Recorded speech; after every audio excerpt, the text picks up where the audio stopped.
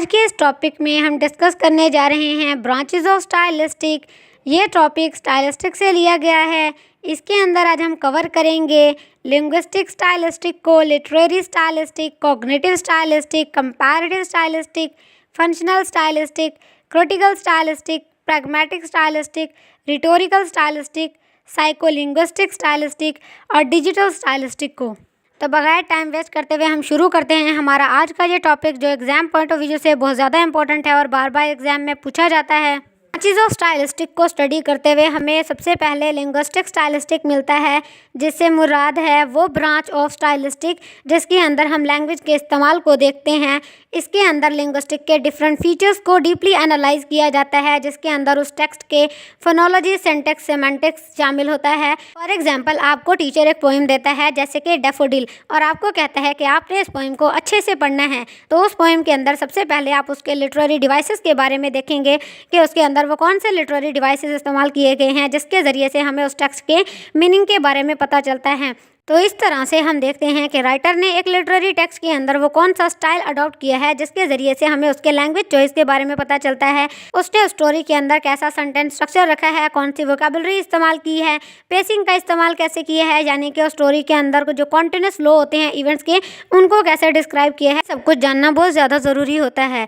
Number 2 पर हमारे पास आता है लिटरेरी स्टाइलिस्टिक, जिससे मुराद है अपने टेक्स्ट के अंदर उन चीज़ों का इस्तेमाल करना जिसके ज़रिए से उस टेक्स्ट की खूबसूरती बनती है, जैसे कि लिटरेरी डिवाइसेस का इस्तेमाल। फॉर एग्जांपल, जो शेक्सपियर है वो अपने प्लेस के अंदर आयम्बिक पेंटामीटर का इस्तेमाल करता है, जिससे उसकी रिदम क्रिएट होती है। इसी तरह से एक लिटरेरी टेक्स्ट को प्रोड्यूस करने के लिए डिफरेंट राइटर्स डिफरेंट टेक्निक्स का इस्तेमाल करते हैं। नंबर 3 पर हमारे पास कॉग्निटिव स्टाइलिस्टिक आता है, जिससे मुराद होता है रीडर के माइंड के साथ खेलते हुए कुछ ऐसे लिटरेरी डिवाइसेस का इस्तेमाल करना जिसके जरिए से रीडर विजुअलाइज करता है उस सीन को कि वो उसके आसपास हो रहा है। वो जिस चीज़ के बारे में पढ़ रहा है उसे ऐसे लगता है कि वो भी उन कैरेक्टर्स की जिंदगियों का एक हिस्सा है। वो उन कैरेक्टर्स को रोते हुए देखता है, हंसते हुए देखता है, उसे ऐसे लगता है वो भी उस कहानी का एक पार्ट बन गया है। इस तरह से एक राइटर अपने लैंग्वेज चॉइस के जरिए से रीडर के माइंड को कैप्चर कर लेता है। नंबर 4 पर हमारे पास कंपैरेटिव स्टाइलिस्टिक आता है, जिससे मुराद है कि हमने इसके अंदर कंपैरिजन करना होता है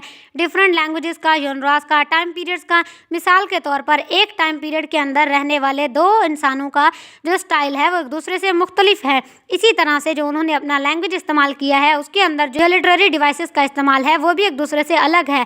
जो उनके जॉनरास हैं, जैसे कि शॉर्ट स्टोरी को अलग तरीक़ों से लिखा जाता है, नॉवल को अलग तरीक़ों से लिखा जाता है, ड्रामे को अलग तरीके से लिखा जाता है। तो इस तरह से हम लिटरेचर के अंदर डिफरेंट जॉनरास को, डिफरेंट टाइम पीरियड्स को, डिफरेंट राइटर्स के लैंग्वेजेस को कंपैरिजन करते हैं कि एक ही चीज़ को लिखने का अंदाज कैसा है, या डिफरेंट चीज़ों को लिखने का अंदाज कैसा है डिफरेंट राइटर का, डिफरेंट ऑथर्स का, डिफरेंट टाइम पीरियड्स के अंदर। मिसाल के तौर पर हम वेस्टर्न लिटरेचर और ईस्टर्न लिटरेचर के अंदर देखते हैं कि इन्होंने अपने कल्चरल डिफरेंसेस को कैसे एक्सप्रेस किया है। तो इस तरह के कंपैरिजन को कंपैरेटिव स्टाइलिस्टिक कहा जाता है। नंबर 5 पर फंक्शनल स्टाइलिस्टिक आता है, जिससे मुराद है हमने फंक्शन ऑफ लैंग्वेज के ऊपर फोकस करना है। मिसाल के तौर पर हमने उसमें एनालाइज करना होता है कि कैसे एक्टिव वॉइस और पैसिव वॉइस का इस्तेमाल करते हुए हमारे कैरेक्टर्स की इंपॉर्टेंस बढ़ जाती है एक कहानी के अंदर। नंबर 6 पर हमारे पास क्रिटिकल स्टाइलिस्टिक आता है, जिससे मुराद है कि हमने सोशियो कल्चरल और आइडियोलॉजिकल इम्प्लीकेशंस को स्टाइलिस्टिक चॉइस के अंदर देखना है कि उनको एक टेक्स्ट के अंदर कैसे इस्तेमाल किया गया है। क्रिटिकल स्टाइलिस्टिक से मुराद है कि हमने एक टेक्स्ट को क्रिटिकली एनालाइज करना होता है। जो हमें टेक्स्ट दिया गया है हमने उसके सोशियो कल्चरल बैकग्राउंड के बारे में देखना है कि कैसे उस सोसाइटी को उस नॉवल के अंदर प्रेजेंट किया गया है, कैसे उस कल्चर को प्रेजेंट किया गया है, उनके लैंग्वेजेस, उनके आइडियोलॉजीज़, उनके बिलीव्स को प्रेजेंट किया गया है।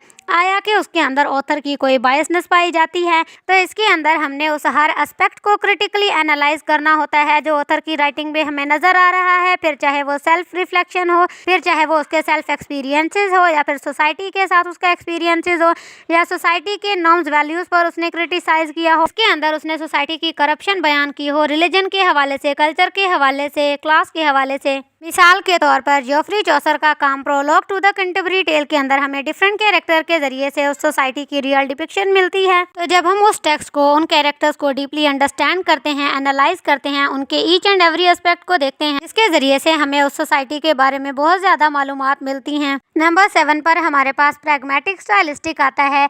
आप लोगों को मालूम है प्रैग्मेटिक का मतलब क्या है। प्रैग्मेटिक से मुराद है एक टेक्स्ट के बैकग्राउंड को देखना, उसके अंदर सोशल फैक्टर्स को देखना कि कैसे उन सोशल फैक्टर्स ने उसको इन्फ्लुएंस किया है। इस स्टाइलिस्टिक के अंदर किसी भी राइटर का लिखा हुआ वो काम जिसके हमने कॉन्टेक्स्ट और सोशल फैक्टर्स को देखना है, जो उसके मीनिंग पर इन्फ्लुएंस कर रहे हैं। मिसाल के तौर पर राइटर ने अगर किसी आयरनी, किसी सार्केज्म का इस्तेमाल किया है अपने टेक्स्ट के अंदर, हम उसको कैसे समझ सकते हैं उसके कल्चरल कॉन्टेक्स्ट के अंदर। नंबर 8 पर हमारे पास रिटोरिकल स्टाइलिस्टिक आता है। रिटोरिकल स्टाइलिस्टिक से मुराद है कि इसके अंदर हमने इमोटिव एस्पेक्ट्स ऑफ लैंग्वेज के ऊपर फोकस करना है। ये वो ब्रांच है जिसके अंदर रिटोरिकल डिवाइसेस जैसे कि मेटाफर, सिमिली, हाइपरबोले का इस्तेमाल किया जाता है, ताकि ऑडियंस के अंदर उन जज्बात को जगाया जा सके जो कि उस कैरेक्टर से रिलेट होते हैं, ताकि ऑडियंस उस कैरेक्टर के साथ सिंपैथी कर सके और उसके सिचुएशन को फील कर सके कि अगर हम इसके सिचुएशन में होते तो हम क्या करते। नंबर 9 पर हमारे पास साइकोलिंग्विस्टिक स्टाइलिस्टिक आता है। साइकोलिंग्विस्टिक से मुराद है साइकोलॉजिकल एस्पेक्ट्स का इस्तेमाल करते हुए लैंग्वेज के अंदर एक ऐसा टेक्स्ट प्रोड्यूस करना जिसके अंदर हमें ह्यूमन बिहेवियर के बारे में पता चलता है, ह्यूमन माइंड के बारे में पता चलता है। तो इस तरह के टेक्स्ट के अंदर हमने ये देखना होता है कि राइटर ने कैसे अल्फाज का इस्तेमाल किया है, वो कौन सा सेंटेंस स्ट्रक्चर है, वो कौन सा नैरेटिव स्टाइल है जिसको अपना कर उसने एक बेहतरीन टेक्स्ट प्रोड्यूस किया है, जिसके जरिए से उसने अपने ऑडियंस के माइंड के साथ खेला है। नंबर 10 पर हमारे पास डिजिटल स्टाइलिस्टिक आता है, जिससे मुराद वो मॉडर्न ब्रांच है स्टाइलिस्टिक की जिसके अंदर हम उसके डिजिटल टेक्स्ट के बारे में पढ़ते हैं, जो किसी ब्लॉग पर दिया गया होता है या किसी सोशल मीडिया प्लेटफॉर्म या ऑनलाइन फॉर्म्स पे दिया गया होता है। इसके अंदर हमने हाइपरलिंक्स, हैशटैग्स, इमोजी के यूजेज को देखना होता है कि कैसे उनका इम्पैक्ट लैंग्वेज के ऊपर पड़ रहा है और कैसे जो हमारी कम्युनिकेशन है वो डिजिटल एरा के अंदर डिजिटल होती जा रही है। डिजिटल स्टाइलिस्टिक से मुराद है डिजिटल टूल्स का इस्तेमाल करते हुए एक ऐसा पीस ऑफ लिटरेचर बनाना जो लॉन्ग लास्टिंग होता है, जिसको हम किसी इलेक्ट्रॉनिक डिवाइस में स्टोर कर सकते हैं, जो इस डिजिटल दौर के अंदर हमारे लिए ज़रूरी हो गया है।